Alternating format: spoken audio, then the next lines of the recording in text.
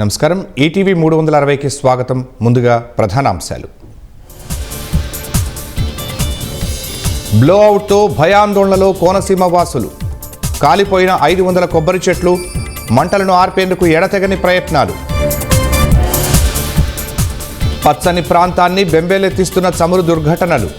చిన్న gas leakage జరిగినా హడలెత్తిపోతున్న స్థానికులు. వైభవోపేతంగా సాగిన ప్రపంచ తెలుగు మహాసభలు. మాతృభాష పరిరక్షణకు నడుం బిగించాలన్న ప్రముఖులు. నల్లమల సాగర్ రిట్ పిటిషన్ విచారణార్హతే సమస్యన్న సీజేఐ. మధ్యవర్తిత్వాన్ని పరిశీలించాలని ఇరు రాష్ట్రాలకు సూచన. వేతనం 15,000 దాటితే ఈపీఎఫ్ఓ పరిధిలోకి వచ్చే అవకాశం. 4 నెలల్లో నిర్ణయం తీసుకోవాలని కేంద్రానికి సుప్రీంకోర్టు ఆదేశం.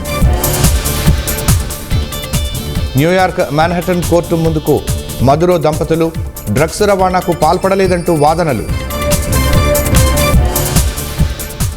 4 రాష్ట్రాలు పుదుచ్చేరి అసెంబ్లీ ఎన్నికలపై ఈసీ దృష్టి.